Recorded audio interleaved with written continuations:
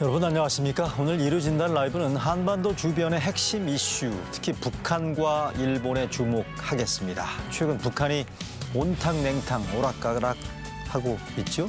반면에 대화 분위기도 무르익는 것 같은데 남북 정상회담 이야기가 심심치 않게 나오고 있습니다. 북한 말고 우리한테는 대외 변수가 하나 더 있죠. 일본에서 내일 새 총리가 취임합니다. 기시다 새 총리와 한일 관계 짚어보겠습니다. 이루진단 라이브 오늘 먼저 북한 이슈부터 살펴보겠습니다.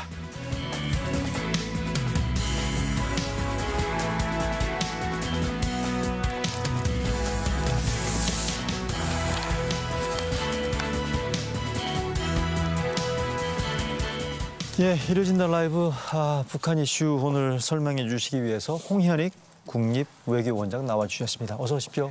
안녕하십니까. 네, 일요일 아침에 나와주셔서 고맙습니다. 네, 제가 모두의 최근 북한 분위기가 오락가락 냉탕 온탕을 오간다고 모두에 말씀드렸는데 최근에 그 유엔 총회에서 문 대통령이 종전선언 제안한 이후에 일단 북한의 일련의 상황을 한번 보면서 그 원장님 설명을 듣도록 하겠는데 한번 보실까요? 최근의 일지. 네. 9월 21일이었죠. 말씀드린 대로 문 대통령이 유엔 총회 기조연설에서 종전선언을 남북 미 중 정상 간의 종전선언을 제안을 했고요. 24일, 25일 김여정 담화가 있었는데 종전선언은 좋은 발상이고 남북 정상회담에 대한 언급이 있었고요. 28일 날 그런데 극초음속 미사일을 북한이 발사했습니다. 그러더니 그 다음 날 김정은 위원장이 시정연설에서 10월 초 통신연락선 남북 통신 연락선을 복원하라고 지시했다라는 거고요. 다음 날 신형 반항공 미사일을 북한이 발사한 걸 보면 제가 말씀드린 대로 좀 오락가락하는 온탕냉탕, 한편으로 강원 전략을 지금 병행해서 구사한다는 이런 얘기들이 있는데 요즘 북한이 왜 이러는 겁니까? 네, 우리가 보기에는 이제 갈피를 잡지 못하는 그런 북한의 상황이라고 여겨지지만 그들의 입장에서 보면 자기네들이 그 체제 안보 위기에서 미국이나 한국보다 엄청나게 그 경제력이 이제 뒤처지고 간단히 수치를 보면 남북한 간의 경제력 수치가 우리가 GDP가 53배 앞서니까 1인당 소득만 해도 우리 대한민국 한 사람이 북한 사람 27명의 생산을 하는 그런 경제적으로 완전히 추락했고요. 미국하고 비교하면 600대 1입니다.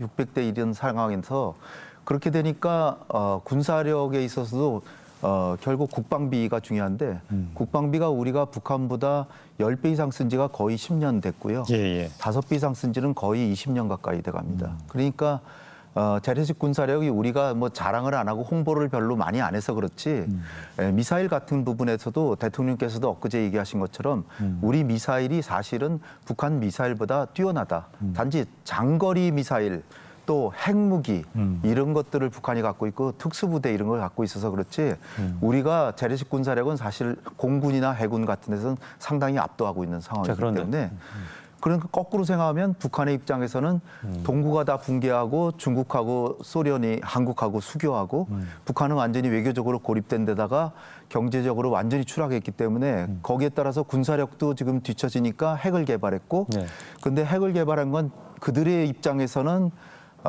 국가 안보, 자기네 체제 안보를 위해서 한 건데 우린 그냥 살자고 한 건데 왜 자꾸 도발한다 그러냐. 그러니까 자기네들도 대한민국도 한미연합훈련도 하고 또 우리도 미사일도 개발하고 홍보만 안 할 뿐이죠, 많이. 그런 상황인데 우리가 미사일 쏘면 뭐 단거리를 쏘더라도 매일 도발했다고 그러니까 그래가지고 남북한 간에 어떻게 가까이 지내겠느냐. 뭐 그런 차원에서 경고를 하고 우리가 자위력 강화를 위해서 시험하고 군사력 강화할 때는 그걸 도발이라고 한다면 관계 안 하겠다. 그러나 만약에 그거를 대한민국이 한미연합 훈련하고 또 한국도 미사일 개발하듯이 우리가 하는 거를 그냥 쟤네들도 하는구나. 그 정도로만 봐준다면 관계 개선에 나설 용의가 있다. 그런 차원에서 김여정과 김정은이 계속 화해 메시지를 보냈지만 그다음에 다시 단거리 정도를 쏴서 우리가 어떻게 반응하나 보는데 우리 역시 이제 처음에는 이제 도발이라고 대통령께서 얘기하셨다가 그게 나름대로 일리가 있다. 그래서 유감은 표명해도 도발이라고는 하지 않기 때문에 그 워딩은 사용하지 않았죠. 제가 볼 때 이제 뭐 우리가 그런 식으로 대응하면 북한도 그 메시지를 알아차리고 그러면 상호 공존하는 방향으로 가보자. 그러면서 이제 상호 공존한다는 거는 서로 간에 군비 경쟁을 하면 한도 끝도 없으니까 예. 서로 손해니까 네. 군축도 하고 네. 그렇지만 군축은 남북한 간에만 하면 안 됩니다. 주변 국가들은 다 강화하는데 남북한만 군축할 수는 없고 군비 통제, 군비 제한 정도는 알겠습니다. 해나가는 그게 이제 문재인 대통령 평양에 가셔서 9.19 군사합의한 게 그런 게 이제 군비 통제 부분이 되겠죠. 자, 그러면 세부적으로 좀 하나하나 좀 살펴보죠. 2년 5개월 만에 북한 김정은 위원장이 시정연설을 했죠. 네. 남북 통신선을 복원하라고 지시했는데 10월 초 얘기했습니다. 네. 아직 안 됐잖아요. 이번 주는 될까요? 10월 초가 이제 어제부터 네. 10월 초니까. 그러니까 지난 뭐 글쎄요. 그러니까 그때부터 10월 초니까. 네. 제가 볼 때 이제 대략 이번 주는 이번 주 되면은 하지 않을까 하는데요. 네. 그러나 이제 통신선은 복원이 되겠지만 김정은이 직접 얘기했는데 안 할 리 없을 것 같고요. 네. 복원은 하는데 그 다음에 더 나아가는지는 한국의 태도에 달려 있다 이렇게 얘기를 했어요. 그렇게 얘기를 했죠. 그 네. 얘기 말씀 잘하셨네요. 네.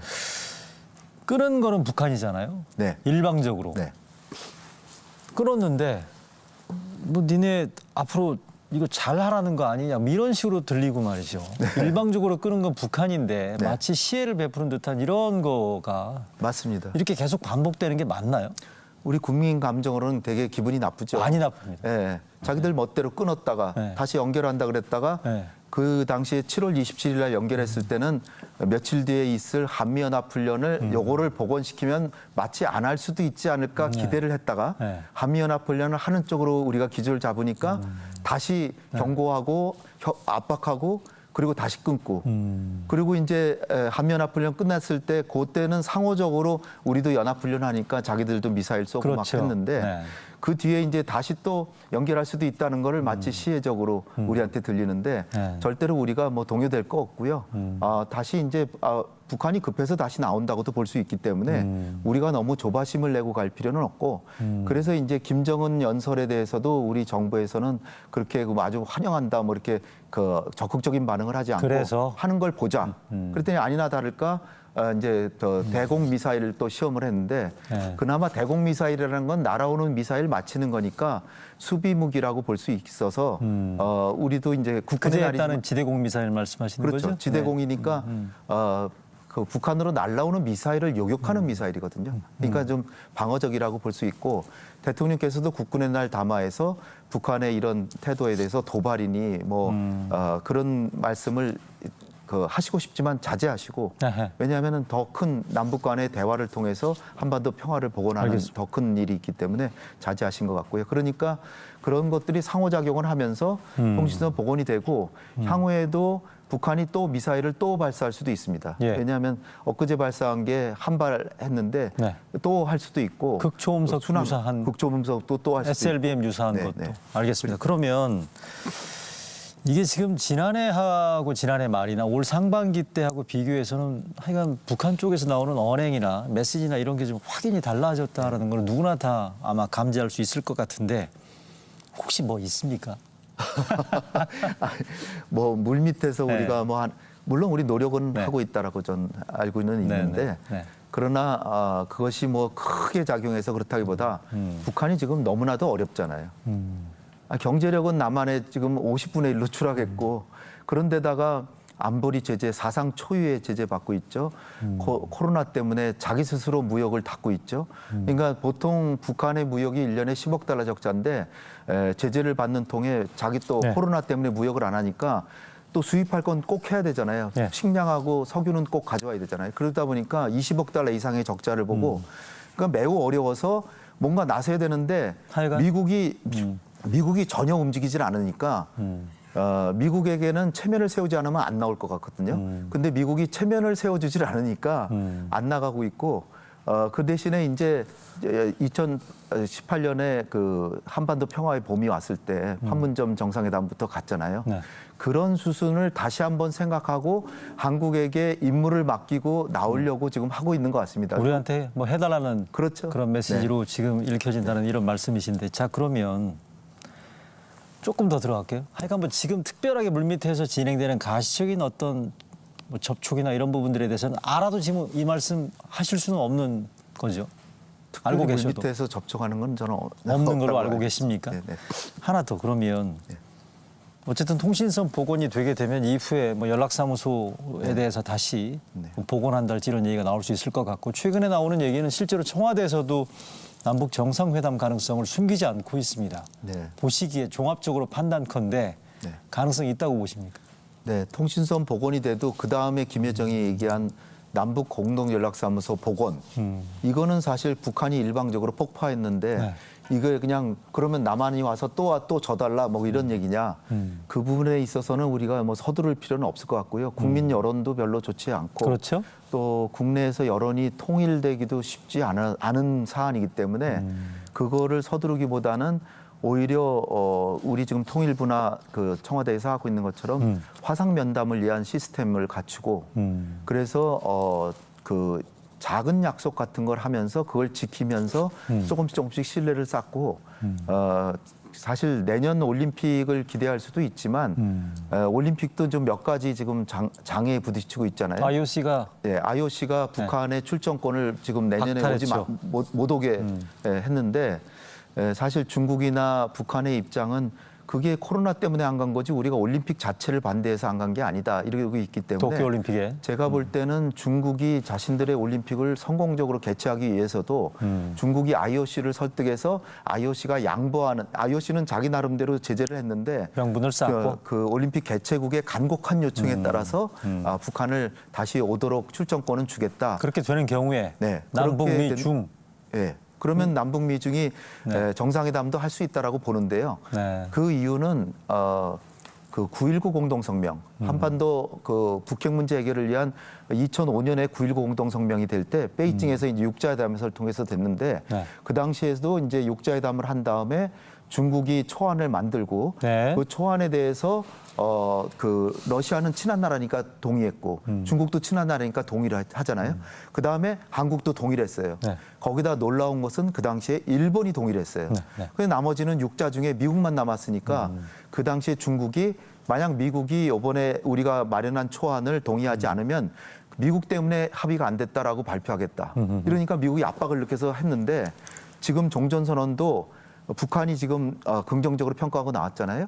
우리는 본래 하자는 입장이고 중국도 지금 제가 볼 때는 동의하는 걸로 알고 있기 때문에 미국에게만 달려 있습니다. 미국이 종전선언 못한다 그러면 사실은 종전선언이라고 하는 거는 우리 정부가 발상을 내놨지만 6.12 싱가포르 북미 정상회담에서 트럼프하고 김정은 간에 구두로 합의한 상황이거든요. 그럼 미국의 정상도 합의했는데 사실 합의하고 안 지킨 사항입니다.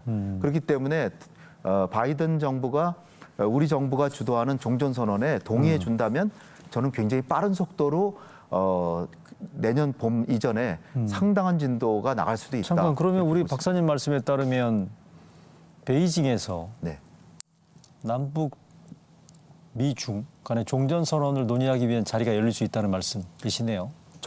만약 된다면 선언을 하기 위해서 근데 올림픽 때문에 만나서 선언도 할 수 있는데 또 하나의 이제 장애는 뭐냐면 미국의 세계 전략상 지금 중국에 대해서 굉장히 지금 강경책을 하고 있고 더군다나 이제 신장 위구르 문제 때문에 인권 문제라고 하는 게 또 걸려 있어서 또 하나 코로나도 있지 않습니까? 코로나도 있죠. 코로나가 더 심각해지면 김정은 위원장이 가려면 코로나에 대한 뭐 이를테면 안전장치가 확보가 돼야 되지 않을까요? 맞습니다. 그러니까 여러 가지 장애물이 이제 있기 때문에 이것들을 어떻게 슬기롭게 극복하느냐 따라서 뭐 4자 종전선언을 위한 베이징 올림픽 때의 4자 정상회담보다는 어떻게 보면 우리가 기대를 너무 크게 하지 말고 남북 간의 장관급 화상 면담을 하고 그걸 통해서 화상을 통해서라도 남북 간의 정상회담을 하고 한반도 상황을 정상화시켜서 차기 정부에 넘겨준다. 이런 그래서 박수현 청와대 소통수석이 임기 내 남북 정상회담을 굳이 목표로